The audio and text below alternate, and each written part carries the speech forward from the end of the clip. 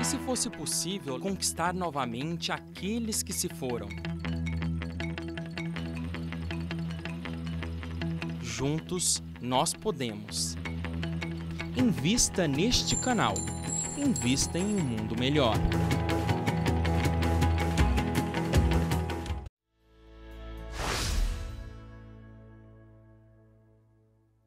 Estamos de volta. Hoje nós estamos conversando com Orson Peter Carrara sobre o livro Um Sacerdote Espírita, que é um livro baseado em memórias do Padre Germano, que ele faz uma associação com a história desse padre, associando aos conceitos da doutrina espírita. Um livro interessantíssimo, importante para nós percebermos quais são os grandes problemas da humanidade, e ele nos auxilia a mudar algumas coisas na nossa vida. Quem ainda não leu Memórias do Padre Germano vai querer ler. Quem já o leu, vai reler. Mas antes de nós voltarmos a falar com o Orson, gostaríamos de convidar você a ser um divulgador da doutrina dos espíritos, para que nós possamos chegar a lugares mais distantes, levando informações importantes, consolo, orientação, para as pessoas poderem resolver as suas situações de vida, compreenderem o porquê de algumas situações pelas quais elas passam e conseguirem viver bem e conviver bem. Você pode nos auxiliar, associando-se ao Clube Amigos da Boa Nova, 0800 12 18 38. Você pode também acessar amigosdaboanova.com.br/espiritismo SOS, e você vai colaborar para um mundo melhor, para que nós cheguemos a esses lugares distantes com qualidade. Agradecemos sempre a sua colaboração. Bom, Orson,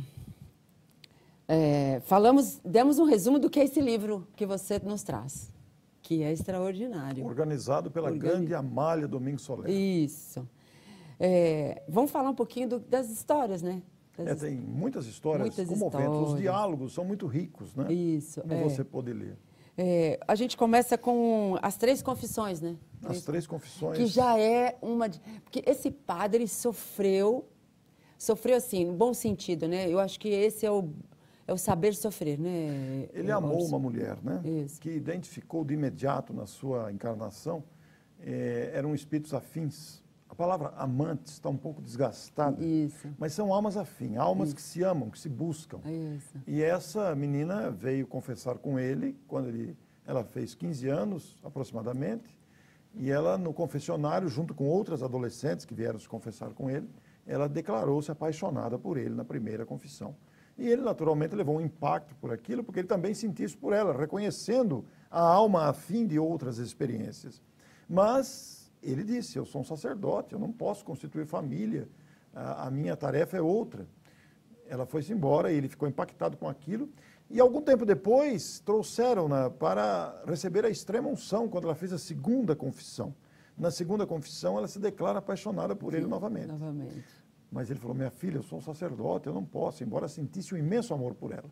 Até que o tempo passou, ela enviuvou, ficou viúva, não teve filhos, e ele foi chamado para oferecer a extrema unção para uma mulher. Quando ele se depara, é a própria menina que ele amava também, que ele vai chamar o livro inteiro de A Menina Pálida dos Cachos Negros. Isso. E nessa terceira confissão, o capítulo se chama As 3 Confissões, Isso. Nessa terceira confissão, que ela se declara novamente apaixonada por ele, dizendo que não o esquece, ele novamente recusa o amor, dizendo que ele era um sacerdote, e ela morre após a terceira confissão. E viúva e sem filhos, ele a sepulta no quintal da própria paróquia. E ela aparecia para ele depois. E ele vai dizer o livro inteiro que ele sentava-se toda tarde à beira do túmulo e conversava com uma morta, no sentido literal da palavra, porque se referia ao corpo sepultado. Todavia, ele conversava com ela em espírito, né? Porque eles tinham muitas afinidades, ele era médium, via ela. Então, são episódios muito lindos. E ele a amava intensamente. E há o episódio do cachorro sultão, que eles se entendiam pelo olhar, o cachorro ficava no portão, não entrava no cemitério, e ele à beira do cemitério conversava com ela. Pois é. É interessante porque aí ele demonstra esse conceito extremamente correto de dever, né? Ele dizia-se ter trazido um compromisso do dever sacerdotal. E em função ao respeito do dever sacerdotal, ele não podia abandonar a sua tarefa.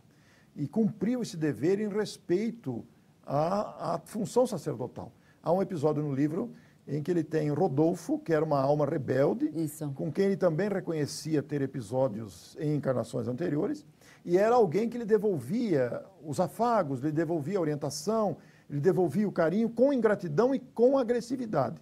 E ele vai dizer que se ele pudesse estar com a menina pálida dos cachos negros, sem ter recuperado Rodolfo, ele ficaria para recuperar Rodolfo. Pois é, ele dá 100 anos, 100 anos, se ele pudesse estar. 100 séculos, 100 séculos, não é 100 anos, 100 séculos. Para poder recuperar Rodolfo. Porque Rodolfo era uma alma rebelde. Com quem ele também mantinha relacionamento. Então, o grande toque do livro, Marisilda, e os telespectadores que nos assistem, nos ouvem, é a noção exata do que é o dever. Que aparentemente para algumas pessoas, eu falo, nossa, mas por que ele fez isso? Para quê? O que ele ganhou com isso? Porque ele foi assim, não aceito pelos seus superiores, perseguido pelos superiores, né? Assim, levou o rótulo de mau sacerdote, porque... Na verdade, ele questionava as diretrizes da Igreja Católica de sua época. Porque ele agia contra aquelas... As manipulações dos bastidores, a política interna. Ele era absolutamente contra tudo isso. Ele enfrentava os superiores com uma força que nem ele mesmo, às vezes, entendia muito bem o que acontecia. Isso acontecia. E eu acho que isso é um exemplo extraordinário para a nossa vida hoje, né? Existe uma frase no livro, eu não vou me lembrar agora que capítulo está, em que ele diz, não pode haver sedução diante do cumprimento do dever. Exato. Aí a gente pergunta, mas o que é o dever? Aí a gente se lembra de uma das definições de dicionário, que o dever é aquilo que precisa ser feito. Imagine quanta coisa precisa ser feita. Isso. Por outro lado, Lázaro, no Evangelho segundo o Espiritismo, capítulo 17, Sede Perfeitos, Lázaro vai dizer que o dever é muito difícil de ser cumprido, porque nós somos seduzidos pelas paixões e pelos interesses. Pois é.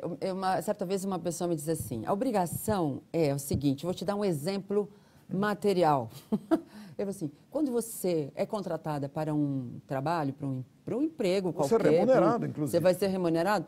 A sua obrigação é fazer aquilo que está no escopo da sua função. Do seu contrato.